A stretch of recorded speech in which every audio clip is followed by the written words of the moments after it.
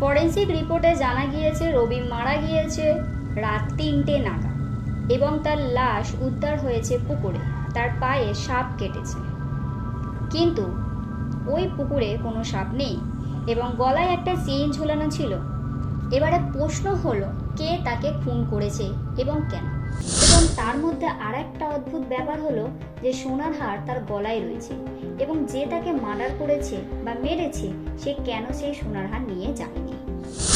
ফুল, তুমি পড়াশোনা করতেও ভালোবাসো নাকি? হ্যাঁ, আমি ভালোবাসি অনেক। বাহ, এ তো খুব ভালো পেন।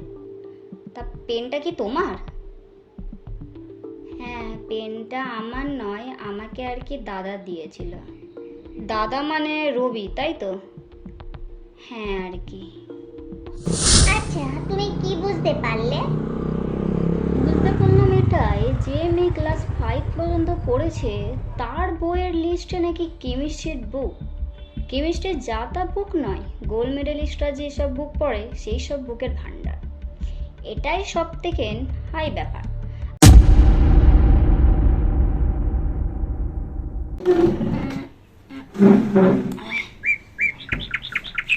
কি করছো তিতলিদি?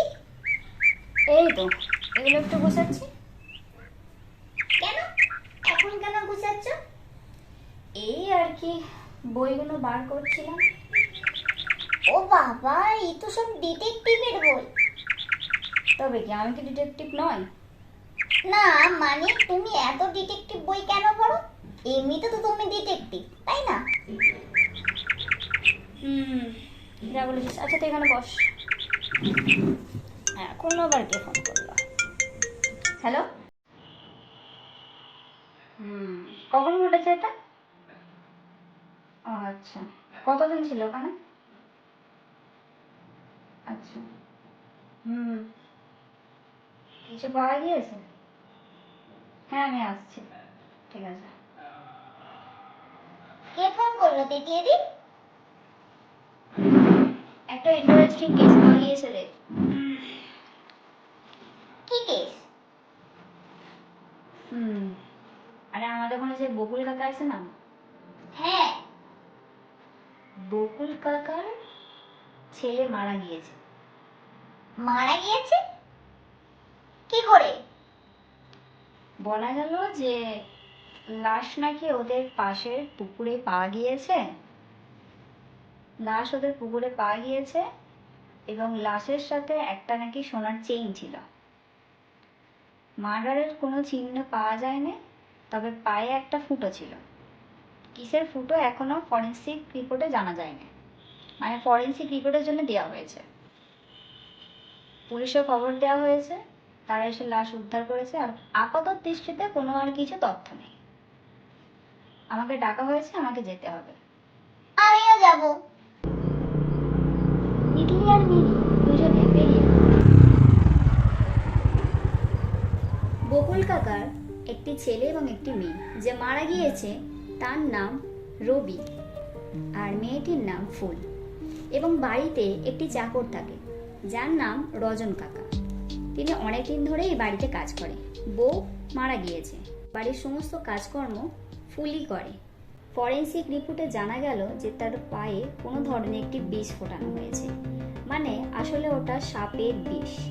যেহেতু পুকুরে কোনো সাপ নেই, তাহলে এখন প্রশ্ন হলো যে সাপ কি করে তাকে কাটলো। এবং তার মধ্যে আর একটা অদ্ভুত ব্যাপার হলো যে সোনার হার তার গলায় রয়েছে এবং যে তাকে মার্ডার করেছে বা মেরেছে সে কেন সেই সোনার হার নিয়ে যায়নি।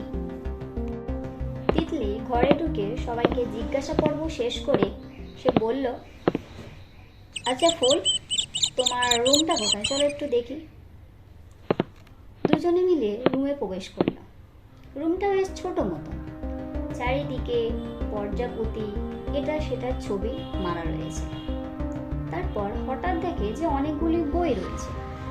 ফুল, তুমি পড়াশোনা করতেও ভালোবাসো নাকি? হ্যাঁ, আমি ভালোবাসি অনেক। বাহ, এ তো খুব ভালো কথা। তা কত দূর পড়াশোনা করেছো? আমি বেশি দূর পড়াশোনা করিনি, ক্লাস 5 পর্যন্ত পড়ে ছেড়ে দিয়েছি। আর যেহেতু দাদা পড়াশোনা করতো অনেক, এবং তার থেকে বই নিয়ে এসে আমি পড়ি। আমার পড়াশোনা করতে অনেক ভালো লাগে, কিন্তু বাড়ির কাজকর্মের জন্য আমি পড়াশোনা করতে পারিনি। হঠাৎ তিতলি হাঁটতে হাঁটতে একটি হাতে পেন তুলে নিল, যেটা আর কি টেবিলের ঠিক কোণে নিচে পড়েছিল। পেনটা তুলে সে জিজ্ঞাসা করলো, বাহ, এ তো খুব ভালো পেন। তা পেনটা কি তোমার? হ্যাঁ, পেনটা আমার নয়, আমাকে আর কি দাদা দিয়েছিল। দাদা মানে রবি, তাই তো? হ্যাঁ আর কি। পেনটা ভালো করে পর্যবেক্ষণ করলো তিতলি। পেনের ছুঁচটা ঠিক নর্মাল পেনের মতো নয়। তারপর আবার পেনটিকে ঠিক সেই জায়গাটায় রেখে দিল। আসি তাহলে আজ, এই বলে বেরিয়ে পড়ল। আচ্ছা, তুমি কি বুঝতে পারলে? বুঝতে পারলাম এটাই যে মেয়ে ক্লাস 5 পর্যন্ত পড়েছে তার বইয়ের লিস্টে নাকি কেমিস্ট্রির বুক। কেমিস্ট্রির যা তা বুক নয়, গোল্ড মেডেলিস্টরা যেসব বুক পড়ে সেই সব বুকের ভাণ্ডার। এটাই সব থেকে হাই ব্যাপার। আর এইসব বই যে সে পড়তে পারে না যার সায়েন্সের ব্যাপারে নলেজ না থাকে। মানে ধরুন, যারা ফার্মাসিস্ট নিয়ে পড়ে তাদের কাছে এইসব বই থাকে এবং তারাই এইসব বইয়ের সম্পর্কে ভালো জানে। তাহলে তাহলে আপাতত ঠিক আছে, চল বাড়ি চল, অনেকটা খিদে পেয়েছে আমার। হ্যালো, হ্যাঁ বলছিলাম যে রবির ফরেন্সিক রিপোর্টে যে বিষটা পাওয়া গেছিলো সেই বিষটা কি সায়ানামিক অ্যাসিড? ধন্যবাদ। হ্যালো, হ্যাঁ ইন্সপেক্টর প্রতাপবাবু, আপনি বকুল কাকার বাড়িতে চলে আসুন। হ্যাঁ, আমিও সেখানে যাচ্ছি। হ্যাঁ, পাওয়া গিয়েছে কে করেছে ওটা। ঠিক আছে, সাথে লেডিস কনস্টেবলও নিয়ে আসবেন। কি, তুমি সমাধান করে ফেলেছো? কে করেছে এটা? ওখানে চল, জানতে পারবি। এই বলে দুজনে বেরিয়ে পড়ল। ঘরে দম বন্ধ করা একটা পরিস্থিতি তৈরি হয়ে আছে। Police constable, ladies constable, inspector, Titli, Mini, Bakul কাকা এবং তার মেয়ে ফুল এবং তাদের চাকর। তিতলি বলতে চালু করলো, ফরেন্সিক রিপোর্টে জানা গিয়েছে রবি মারা গিয়েছে রাত 3টে নাগাদ এবং তার লাশ উদ্ধার হয়েছে পুকুরে। তার পায়ে সাপ কেটেছে, কিন্তু ওই পুকুরে কোনো সাপ নেই এবং গলায় একটা চেইন ঝোলানো ছিল। এবারে প্রশ্ন হলো, কে তাকে খুন করেছে এবং কেন? প্রতিটি ক্রিমিনালদের একটা নির্দিষ্ট জিনিস থাকে যে কেউ যদি কাউকে মারে সে কেন মারবে। বাড়িতে লোক হলো বকুল কাকা, ওনার ছেলে ফুল এবং চাক। বকুল কাকাকে এই ইনভেস্টিগেশন থেকে বাদ দিলাম, কারণ তার একমাত্র ছেলে, সে চায় না, সে কখনোই চাইবে না তাকে মার্ডার করার জন্য। দ্বিতীয় হলো চাকর, যে এই বাড়িরই চাকর এবং যার কোনো সন্তান নেই। 3 নম্বরে আছে ফুল। ফুল হলো তার বোন, কিন্তু নিজের বোন নয়, সৎ বোন। ছোটবেলা থেকেই রবি ফুলকে পছন্দ করত এবং ফুলও করত। দুজনের মধ্যে বড় হবার পরেই তারা শৈশবের গণ্ডি পার করে কৈশোরে নেমে পড়ল এবং তাদের বন্ধুত্বের মধ্যে ভালোবাসা গড়ে উঠল। বকুল কাকা যখন এগুলো লক্ষ্য করলো তখন তার মনে একটু দ্বিধাগ্রস্ত হলো, যেহেতু ভাই বোনে এটা মেনে নেওয়া যায় না। তবে এমনিতে বকুল কাকা ফুলকে অনেকই ভালোবাসত। যাই হোক, ফুল কিন্তু পড়াশোনা ছেড়ে দিলেও তার পড়াশোনার প্রতি ভালোবাসা বিশাল ছিল এবং সে সায়েন্সের প্রতি একটু বেশি আকৃষ্ট ছিল।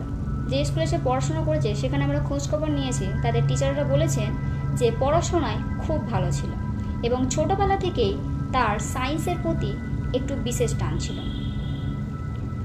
আসলে সে আমাদের মিথ্যা কথা বলেছে, সে বলেছিল সে 5 পর্যন্ত পড়েছে, কিন্তু না, সে মাধ্যমিক দিয়েছে এবং যে সায়েন্সের সাবজেক্ট ছিল সে 100-র মধ্যে 100 পেয়েছে, যেটা সচরাচর কেউ পায় না। যে বিষ তার শরীরে ফোটানো হয়েছিল সেই বিষ পাওয়া গিয়েছে।